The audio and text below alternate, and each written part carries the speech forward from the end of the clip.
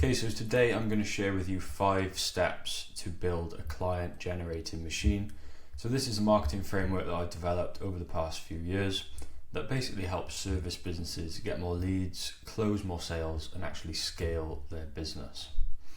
So 36% of business owners say that a lack of a lead generation strategy is their biggest barrier to scaling. So how many people actually have a reliable strategy for acquiring clients? So that means new leads come in every single week. You don't rely on word of mouth or networking, and it's predictable and scalable. So if you can actually say that you've got a strategy that brings in new clients every week, then that's a great thing. But if you don't, then today I'm going to help you actually build that. So today I'm going to help you build a system that basically gets you more leads every month overall and turns a higher percentage of those leads into clients. Quickly, before we get started, just to introduce myself, my name's Luke Watkins. I've been running a business called Social Flow Marketing for the last sort of 2 years, but before that I was doing web design, Facebook ads, content. I've worked in marketing and sales. You can see a few pictures of me with my clients here. Like to do stuff in the gym, like high rocks and stuff like that. That's me and my girlfriend there, and then that's me and my dog Vinny as well. So these are some of the things that I've done with Social Flow. So you can see not only do I build out funnels and the back end stuff, which we'll go into more in a sec, but I also run ads, help clients with content and fill those funnels with traffic. So you can see a few results here, and then a few different funnels I've designed, worked with people like Ollie Griffiths, Ben Hollinsworth, and a range of different businesses. So a traditional marketing agency works a little bit differently from how I've set up Social Flow. I don't really see myself as a marketing agency as such. Marketing agencies typically offer one or two pieces of the puzzle. And I think this method of marketing is a little bit outdated for modern business and the way that the internet has kind of revolutionized business. So they might offer things like Facebook ads, Google ads, content, web design. They might even offer all of them, but I do things a little bit differently at Social Flow. So I think traditional marketing can still work for large companies, but it's not really been designed for the modern landscape where small businesses can connect directly with the audience online. So like these days, a small business can actually just go on social media and start running an ad for next to no money, whereas traditionally a business would have been sort of stuck in their local region, and if they wanted to get to more people they would have had to use TV advertising or before that radio advertising, newspaper advertising, which would be a lot more expensive and not accessible to local businesses. So I kind of work on both the front end and the back end in my business. So the front end is kind of everything that attracts and captures attention from people. So you can see here some Facebook ads that I run for one of my clients, help them with content. I don't do outreach for them, but that's under the front end as well. While the back end is kind of the systems that I put in place to convert that attention into paying clients. So I build out funnels, automations, and help my clients with the sales process. So a mixture of the two allows me to actually help them build out a client generated machine, rather than if I just did one or the other. I'm not really delivering them clients like I want to be doing. So I just want to go over 2 terms that I'm going to be using a lot today. First of all, a lead I see as someone who has shown some level of interest in your product or service. And then a funnel, for those of you who don't know what a funnel is, in my head, simply a funnel is the journey that you take your leads on from when they're a stranger to the moment they become a client. That is your funnel. So there's different types of leads as well. So we've got cold leads, which is where they've got no sort of awareness of your brand or what you offer. Warm leads, they sort of know about your product, but they're probably not ready to buy yet. And hot leads, they are prospects who are ready to buy, actively looking for solutions, and they're going to be the ones who are going to convert into sales. So, as I mentioned a second ago, funnels help you with taking cold leads and turning them into sales.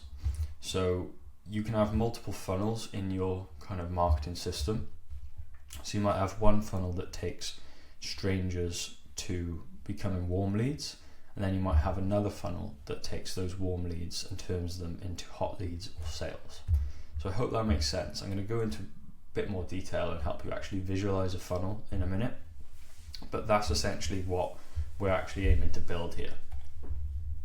So I believe that you need to take ownership of the entire customer journey, from the moment they find out who you are to the moment they become your client. And that's what we can do by introducing funnels into your marketing and sales process. So there are 5 steps that I take to build a client generating machine. We've got brand strategy, sales funnels, lead funnels, nurturing, and finally traffic. So when it comes to marketing and getting new leads, most people think they need to start here on the traffic section, where they'll pay an agency to do social media, paid ads, SEO, maybe they develop a website, but this is where most people tend to start. But what we actually need to do is start from the bottom, because each layer of our system actually builds on the previous one. So if we tried to start here, we wouldn't have any of the foundational layers below it, which is why I start with the strategy, working my way up to traffic last. So the brand strategy lays out the foundations for everything that we do, essentially. Like I said, strategy is the foundation of your client generating machine. If you skip the strategy, everything else will feel broken and it just won't work, which is why some people pay agencies to come in and run ads, but when they're not actually working, they tend to then blame the agency. And I've had that before when I used to just run ads. I'd be getting leads for my clients, but because they didn't have the underlying foundations or any funnels in place, the results just weren't there. So I was doing my job, but there was no system to actually help me convert those leads into sales. So the way I see a strategy is like 3 overlapping circles, and there's a point in the middle where everything overlaps, and that is going to be your unique strategy there. So the 3 circles are ideal client, your unique offer, and your brand identity. So each circle is a way that you can differentiate yourself from your competitors, essentially. So first of all, if we start with your ideal client, there's no right order to start in, but I tend to start with either your offer or your client, depending on, you can either choose, who you want to serve or what you want to actually do, and then we'll work around that. So being clear on who you serve, and more importantly, who you don't serve. And this removes your competition and gives you clarity in your marketing. So I was at a networking event a couple of weeks ago, and I met a financial advisor. And in her pitch we were sat on tables in circles, and everyone had to do a pitch. And she clearly stated that she was in a male-dominated industry, and she specialised in helping women, and she was obviously a woman herself. So this made her stand out so much more than every other financial advisor in the room, even though I wasn't even in her ideal sort of client space, and she wasn't really pitching to me. It just made me remember her a lot more, and because of that, I knew that although I wasn't her ideal client, I knew exactly who her ideal client was, and it was just so much more clear than just every other financial advisor in the room. So again, like she did, you can choose your ideal client based on a range of factors. So you can do their gender, their age range, where they live, their job or their business type, their income levels, or like their family or lifestyle. But what we can also do is go deeper and look into their psychographics, so things like their goals, their problems, their pains, their interests, their desires. And this can be far more effective when actually kind of narrowing down who we want to work with. So if we had two people who were identical on paper, maybe they're both men in their 40s who both live in Cardiff, for an example.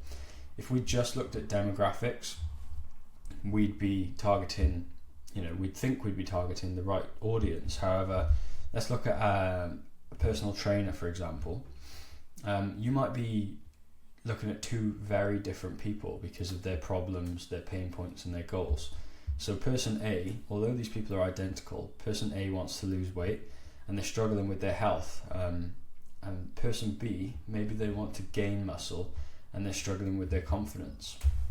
So although on the outside, on paper, two people can look identical, their problems, their pains, and their goals, they're going to be a lot more of a driving factor of why they're going to choose to work with you. So if you're a personal trainer specializing in weight loss and health, or if you're a personal trainer specializing in muscle growth and confidence for men, they're just ways that you can differentiate yourself and niche down and basically stand out from your competition in your strategy. So the goal essentially is to build a profile all about your ideal client, so focusing on both the demographics and the psychographics, more importantly. And we can also look at their buying behavior, so what makes them make decisions and buy, essentially. But the goal is to build up a profile, like I've just said. So you might even have a picture in your head of what your ideal customer looks like. So let's just say this is our ideal customer. We know all about their pains, what their goals are, and then everything we do then is done for that exact person. So when we're writing our offers, when we're creating social media posts, adverts, when we're writing the copy on our website, every email we write, and every sales script that we think about, and all the objection handling is done exactly for this person. So it's almost as if everything we create is just going to go to that one person, except we put it out to all of our audience. And what I did in the past was let this kind of trap me. Your unique client is not meant to trap you in. It's just like a guide to follow. So you can work with people who don't exactly meet your criteria, but this is just a guide to try and attract that type of person. So the next one then, following on, which really interlinks with your ideal client, is your unique offer. So what is the transformation that you deliver? We need to take people from point A to point B with any service business. And again, if you have multiple services and offers, each one is going to need its own strategy and funnels. So for example, if a builder was offering both kitchens, bathrooms, and landscape gardening, each one of these different services or different offers that they're running is going to need a separate strategy, separate funnels, and the pyramid that I showed you at the start. You're going to have to do that for every single offer you've got. So the first step that I take with looking at your unique offer is just basically list out every single step that you take from the moment your clients kind of pay you and start to the moment they get the result that you're delivering. And this might take a while. So you can see here I've just done a quick example of an estate agent. So we start off with the client signs the agreement all the way down to the house is sold and everyone's happy. So what we're then going to do is categorize those steps into a framework with between 3 and 7 steps.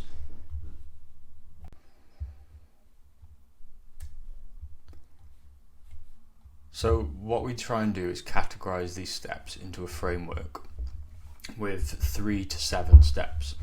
So we want to make this as easy as possible and simple for our clients, and we do not want to overwhelm them. So having a unique framework that you can share with your clients or with your leads will set you apart from your competition again. Your framework or process is one way that you can set yourself apart from the competition. So for my client Max, we found a point of difference in his discovery phase. So most deal sources, which is what he does, were charging a fee to begin to actually look for properties, whereas Max only made them pay after he found the deals. So we lent into that, and that's actually generated him a lot of more leads and clients, because people like the fact that they don't have to pay him before they actually find a deal. The final circle is your brand identity. So branding can be seen a little bit like an iceberg. So there are parts that people can see on the surface, but then you also have parts that are deeper, and these are actually often the more important things about your brand. So all of these things in your brand identity can be points of differentiation from your competition. So the surface level, style, colours, what your brand's associated with, the characteristics, these are the things that people can see, like the top of the iceberg here.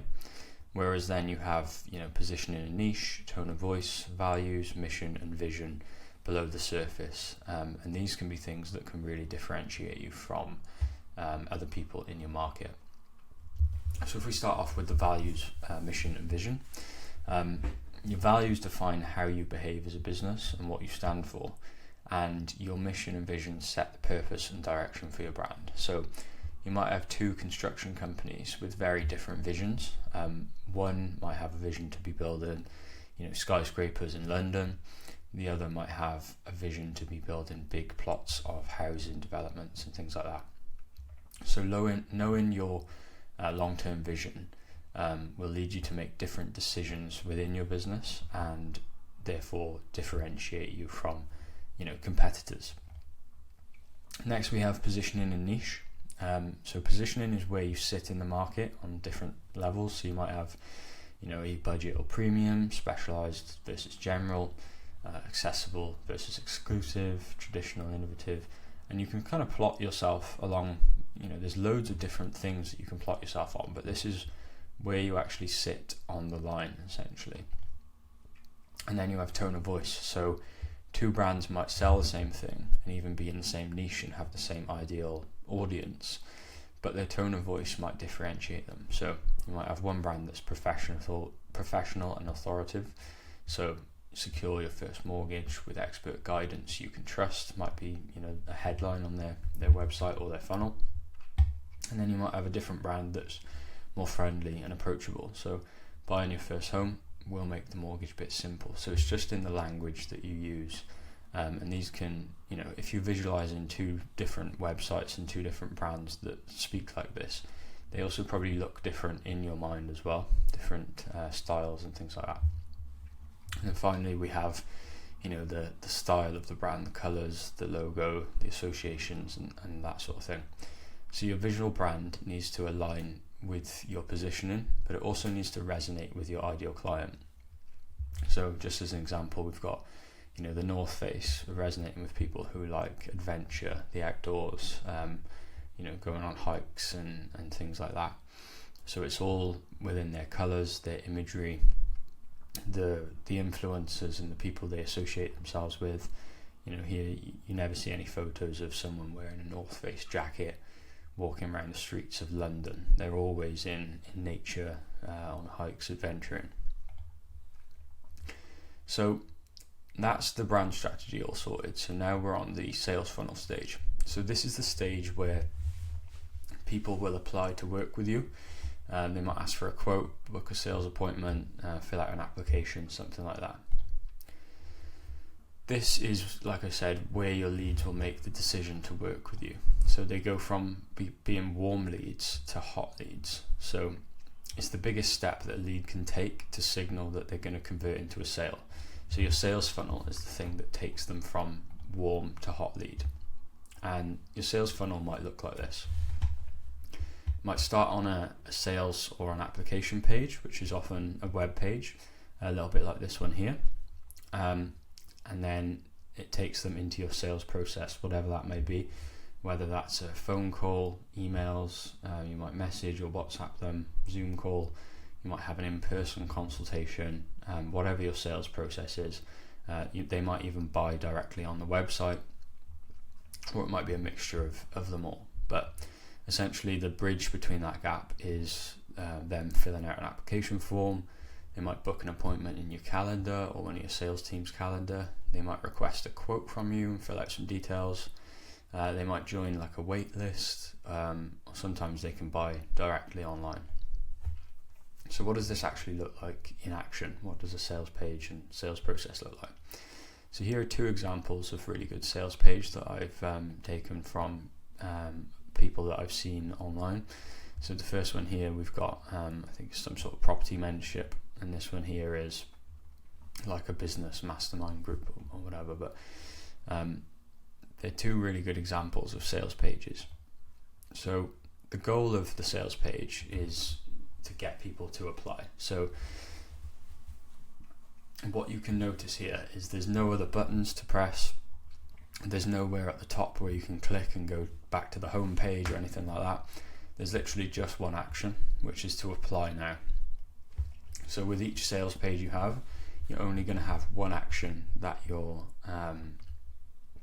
audience or your lead can take. And this is probably the main difference between like a website and a sales funnel. Other things to note is you're talking to one ideal client throughout the whole sales page. You're not trying to talk to different types of clients and different types of avatars.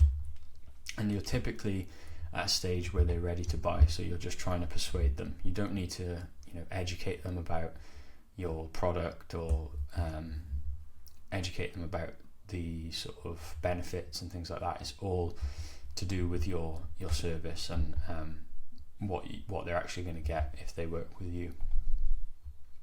So just going to quickly go over three most important parts of a sales page, and that's your headline, your sub-headline, and your call to action. So your headline needs to showcase how they're going to get the desired outcome or fix their deep pain. So you can see here, fast track your results and avoid making mistakes by joining the UK's #1 property developers academy. So the desired outcome is to fast track their property results, and then the deep pain is the mistakes that they could make along the way. The sub-headline then is if you feel like this or without having to do this. So on this one here, we've got having a mentor, the support and accountability, whilst being part of a like-minded community is better than trying to do everything on your own. So without having to be on your own, essentially. And then the call to action is click this button or do this thing to do this specific thing now. So it's simple, it's easy to see, apply now. And those three things are going to really make or break your sales page. And a lot of people like to test different headlines, different call to actions, and see which ones get better results. So with a strong sales page built, our leads will apply to work with us, and a certain percentage of those people will become your clients. But that's not where the sales process ends. They might have applied to work with 5 of your competitors as well. So especially if you're like a trade or something like that, people often shop around for quotes. So this is a graph that shows how much more likely a lead is going to convert into a sale versus how fast you respond to that lead. So if you can respond to a lead within 1 minute of them filling out your application or whatever it is, you are 391% more likely to convert them into a sale. Again, as you go on and on, if it gets up to an hour, you're only 36%. And if you are over a day, that goes all the way down to 17%. So you can see if you can respond to them within a minute or even 5 minutes, you're going to really increase your chances. So 78% of customers buy from the company that responds to them first. So how do we actually solve this problem? So we know it's important to respond quickly, but how do we actually do it? So what I like to do is after a lead fills out an application, we just simply use automations to get to them as soon as possible. So what this automation will do for me in literally seconds is it'll add them to your CRM system, it'll email them, it'll text them, so it'll get to them quickly.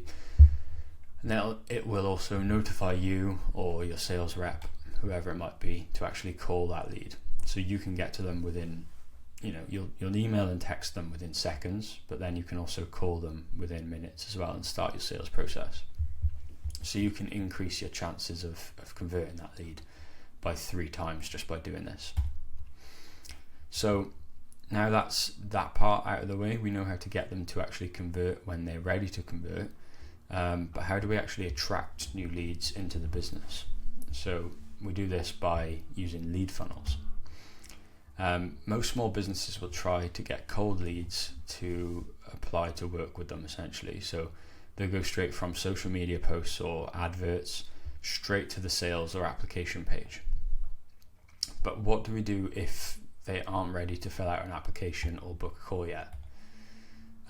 This pyramid comes from Sabri Subi's work on consumer behavior, and it's one of the most important things that you'll take away from this presentation.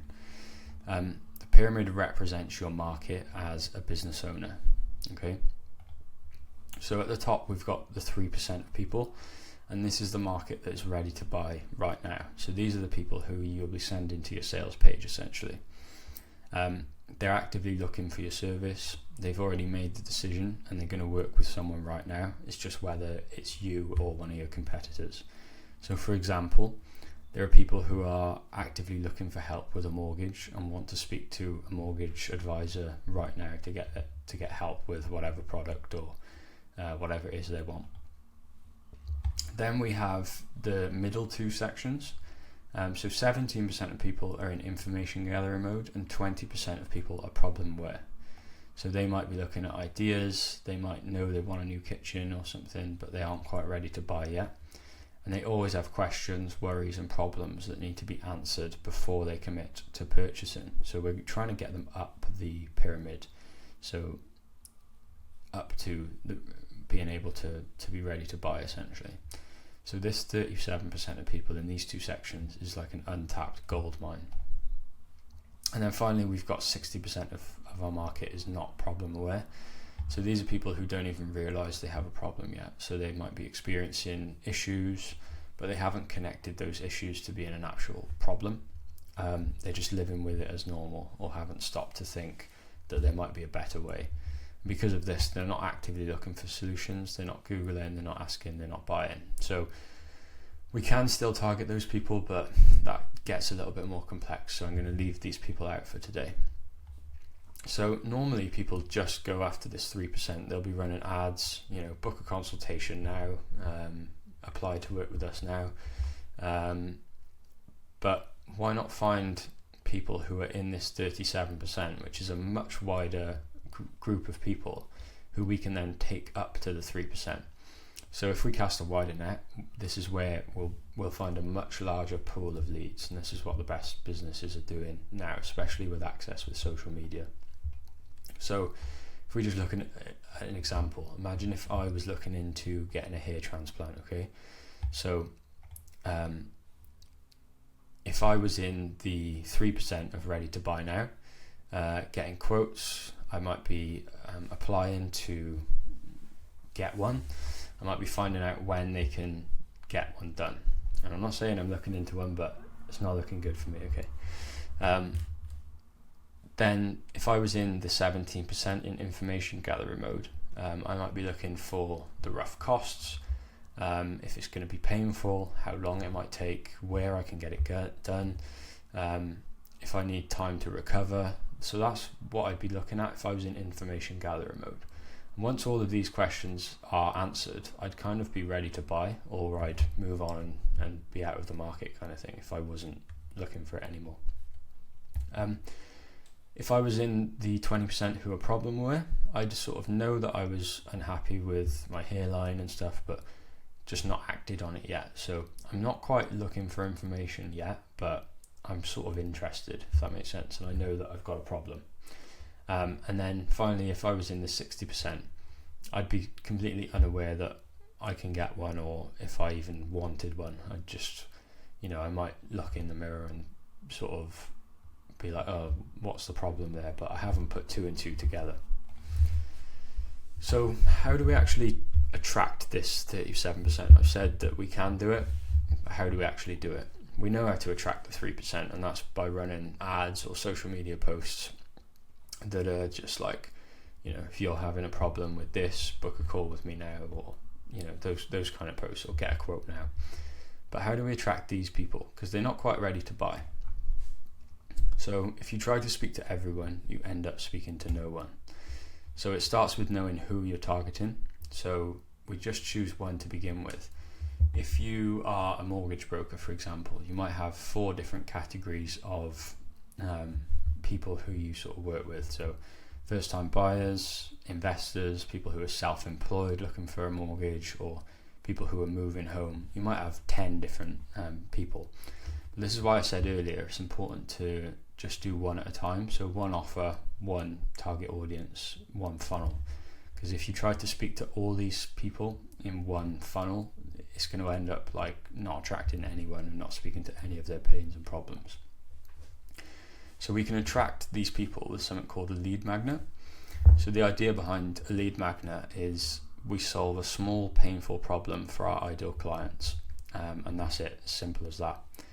So the things that we need to think about are what questions and worries do they have before entering the sales funnel and applying to work with you. So if we look at the example of first-time buyers, they might have loads of different questions and worries before they're actually looking to apply to get a mortgage. So they might be having questions like how much deposit do they need, what credit score do they need, things like that. How long should they get their mortgage for? What happens if interest rates go up? They have all these worries and questions because they're uneducated, they're not experts on the topic. How long does it take to get approved? So these things are probably obvious to you, but they can be really valuable for your ideal audience. And then what we do is take some of those questions and we create like a guide or whatever it might be, and we essentially answer them. So if we were to create something like your complete first-time buyer's mortgage guide, and then send that out in our social media posts and in our Facebook ads, we'd be attracting these people. The 3% probably wouldn't actually go for this because they already know they need a mortgage. They don't really need the guide. But these people who they know they want to move house and they're kind of at the stage where they're looking for more information to actually get to the buying position. Imagine they saw an ad for something like this, a free guide, the complete first-time buyer's mortgage guide. They're going to fill in their details and download that. So again, we can promote this on social media with Facebook ads or even on your website and things like that. And essentially what we're looking for is people's contact details in exchange for our valuable guide. And we're going to make this as valuable as possible, but also it needs to be easy and simple to digest. So what this is going to do is take people all the way up from problem aware to information gathering, and ideally to the 3% where they're ready to buy. You've answered all the questions that they've got. You can actually look at lead magnets for people who are not problem aware. So in the sort of mortgage example, it might be something like, I'm not sure, 3 things you need to look out for before deciding to move house or something like that, and then it educates them up to the 3%.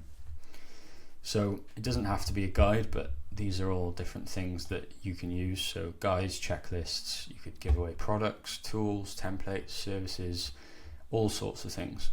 So in the past we've had a few things that have worked well. So here are a few examples. You could do a training video on how to find your first property on Rightmove. You could do a checklist, 17 things to look out for when buying your first home. Or you could do like a tool, so a free credit score track for first-time buyers. So essentially what all these things are doing is showing us that these people are kind of revealing themselves that they're not quite ready yet, but in the next few weeks or months, these people who are downloading these lead magnets might be in the market for what you have to offer. So, you could use a lead magnet if you were like a personal trainer, and you could give away a free week of training plans. So that everyone who's downloading a weekly training plan guide, they might be in the market for personal training in the future. If you can just get them onto your sort of radar, you can then start get them into your sales process essentially.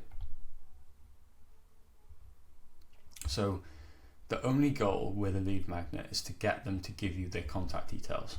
So the lead magnet is just a signal, like I just mentioned, that they're interested in your core offer. So we still market to the 3%, but offering lead magnets will allow us to cover 100% of the market, not just 3% of the market. So the amount of overall people that we can sell to is massively increased. So the next stage is, how do we actually take these warm leads? So a warm lead is someone who's downloaded a lead magnet and showed that they're interested. And how do we get them to become hot leads to actually fill out our sales application? And that's the job of nurturing, essentially. So nurturing is how we turn warm leads into hot leads. So what is nurturing? So it's the stage between interest and conversion. So like I said, turning warm leads and turning them into hot leads and clients. It's about building trust and staying top of mind for your leads. And like I mentioned a minute ago, not everyone is ready to buy straight away. Most businesses only focus on generating leads and making sales. But without nurturing, leads will go cold or go to one of your competitors. So let's say you use Facebook ads and you get 100 leads. A few of them might convert to sales straight away because that's the 3%, say 3 of them. But then we've got 27 more people that just need to be nurtured essentially. So if you didn't have the nurturing stage, you'd lose out on a huge amount of sales there.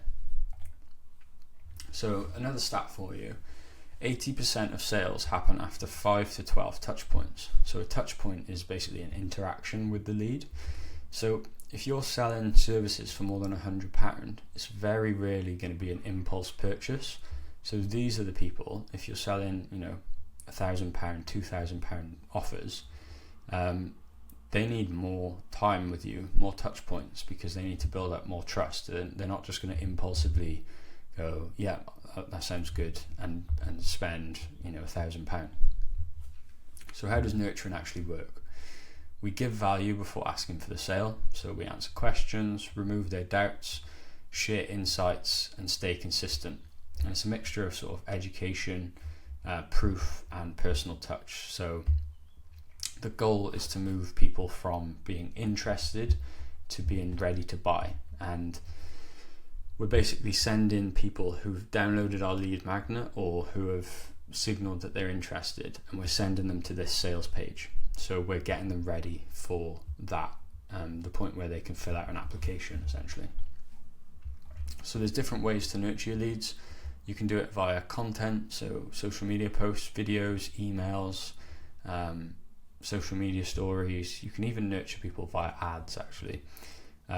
You can use case studies, so show real results and social proof.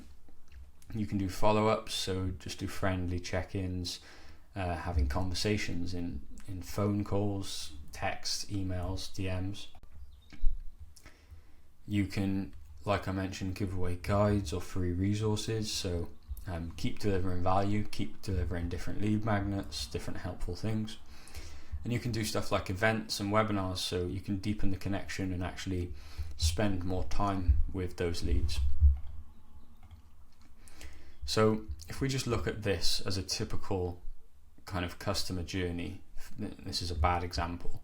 Are you really going to make any sales with a customer journey looking like this? So let's say they go from a Facebook ad or social media post straight to filling out a form to try and work with you, and then you'd call them up straight away. Like, this is pretty much not much better than cold calling. So obviously this can work, but you're going to need to get far more leads to actually convert to sales, if that makes any sense.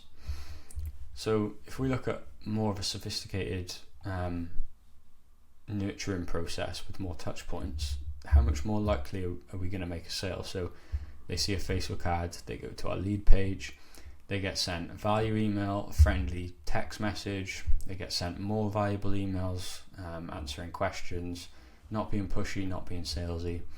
You call them up and just ask them a few questions, just being helpful, qualifying them as well. You send them another valuable email, and then you try and get them onto a sales call. So how much more likely are you going to close on that sales call than this sales call? In reality, when a lead downloads a lead magnet, I like to put them through about 30 days of email nurture and text nurture. So it all gets done automatically through our system. So someone downloads a lead magnet, it triggers the automation, and then we're sending out emails that kind of look personalized over a 30-day period for them. And then finally, the last thing after nurturing is we can look at sending traffic into our system. So now we've built out the full system. Now we just need to send people to it, essentially. So in marketing terms, traffic simply means people who are visiting your funnel, website, or your offer. There's loads of ways to send traffic to your funnels. You can have organic or free traffic, so that's content, SEO, YouTube, DMs, podcasts, networking events, stuff like that. Or you can have paid traffic, so that's like Facebook ads, Google ads, YouTube, posters, flyers, billboards, things like that, TV advertising. The strategy that I like to use with my clients is we test organic content on Facebook, Instagram, LinkedIn and TikTok, and then we use the best performing pieces of content as paid ads. Not everyone works like this, but I find that you get the best results from this. So we test for free, see which pieces of content are delivering results, and then we use that and pay for more people to see those ads, basically. So now our system is beginning to look like a funnel. So we've got social media and Facebook ads at the top. We've got the lead funnel, the nurturing process, and the sales funnel. And the strategy is kind of wrapped up in every single thing we do. So you can see here, this is how we build a funnel that takes traffic and turns it into clients. So I'm not going to go into today how to make a social media post because I've got a couple of minutes left, but essentially a few tips for making social posts. Share valuable, consistent content and to attract warm leads. So all you're trying to do with your social media posts is basically build trust and build value and build authority by answering your clients' questions. So anything that you would turn into a lead magnet, you can use as a social media post. And the only cost is your time and creativity, essentially. The number one thing that will get you new leads is talking about the specific transformation they want and showing results of other people who you helped achieve that. So for me, the best post that I've done on Facebook, Instagram and YouTube is like sharing what results I've gotten from my clients, how I got there, and just showcasing that basically. So paid ads is then the fast way to do this. So if you put your offer in front of your ideal client instantly, you can guarantee that thousands of people will see those ads per day.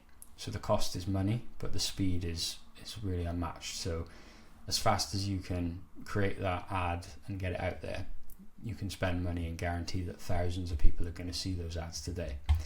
And if those ads perform well and you have a funnel on the back end, you can scale your offer rapidly. So the reason I love paid ads is you can literally track with data exactly how your funnel is doing, essentially. So this is an ad that I ran for my client who was looking for kitchen leads, and over the course of a month my client spent £500. He got 26 leads from that, which is about £21 per lead, and of those 26 leads he closed £12,000 in sales and has hundreds of thousands still in the pipeline. So obviously a certain percentage of those leads are not going to convert, but they're all going through the nurturing process still, and my client is on track to convert at least a couple more of them. But you can just see the return on investment he's gotten from those paid ads. Now the strategy that would get us even better results that I had for a different client is where we were testing social media content first. Essentially what we can do is bring this cost per conversion down. So let's just say we'd either double the amount of leads or half the amount of spend. So one of my clients in a similar niche who was really good with the content. We actually had like £9.50 per conversion, and he, in the months I was working with him, just by scaling with paid ads, I think he tripled his business from the previous year. So now we've actually built our client acquisition machine. So just want to tell you a couple of stories about my clients who I've done this with and the results that they've got. So this is Ben. He is a property mentor, high ticket property mentorship. Before working with me, he was relying on networking, word of mouth and Facebook to try and attract clients. He didn't really have any website, funnels or online presence at all. And he had this Facebook group full of potential customers that was just wasted potential. So what we did was focused on the 37%. We created lead magnets, nurturing process and all the funnels for his business. And then in the last 12 months, we built out the whole system for Ben. He's generated hundreds of leads with mostly organic content as well, so without paid ads. Hundreds of leads have come in. He's had dozens of applications through the sales funnel, and he's made more than £100,000 in the last 12 months from this. Same with Max. I started working with Max this year. He had a website, but no leads were coming from it. He was posting on social media with the odd post, but it wasn't anything really, no traction. And he relied heavily on networking and word of mouth. So what we did with Max is we attracted leads at various stages. We made lead magnets. We started like an investors list for him. And the results of that is in the first 30 days of working together, we generated 67 leads that joined his deals list, and 12 people actually booked a direct call with Max. So 12 people went through the sales funnel, and 67 people went through the lead funnel essentially. And since then, Max has added hundreds of leads and sold tens of thousands in deals from this. And now we're actually looking at scaling with paid ads. So Max is going to start getting hundreds of leads and dozens of booked calls as well. So I know that was quite a lot to go through today. I hope it all made sense. But how do you actually implement the strategy that I showed you? Because even though it might all make sense in theory, how do we actually go about putting that into your business? First of all, I'll send you a recording of this presentation and my summarized notes. There's a link in the description if you want the notes. Secondly, I've started a school community where basically I'm going to go in depth on each of these stages and show you how to use different softwares to actually build it all out yourself. So we're going to go in depth onto everything that I talked about today. Obviously today was just a big overview of everything, but we're going to go in depth on every single stage, and you'll be able to just build it out yourself, and it's free to join the school community. So if you want to join, the link is in the description along with the notes. And then finally, everyone who's spent the time to watch this full presentation, I'm going to give you the offer of I'll give you a free marketing audit, and I'll do a custom funnel plan from me. So essentially all you need to do is fill out a few details. The link will be in the description along with the other links. But I'll spend a bit of time looking into your business and then basically coming up with a plan for your strategy, what funnel I would suggest you put in place, and essentially how I would start generating more leads for your business and scaling it, and putting that system in place that I talked about today. It's completely free of charge. There's no pressure or anything from me. If you do want that, click the first link in the description below, and then I'll get in touch with you essentially and go through your funnel. And from there, what you can do with that strategy, you can either take it to your team, build it out yourself, or just get the ideas from it, or we can have a chat and see if you want to work with me and stuff like that about building it with you. So there's a few options there.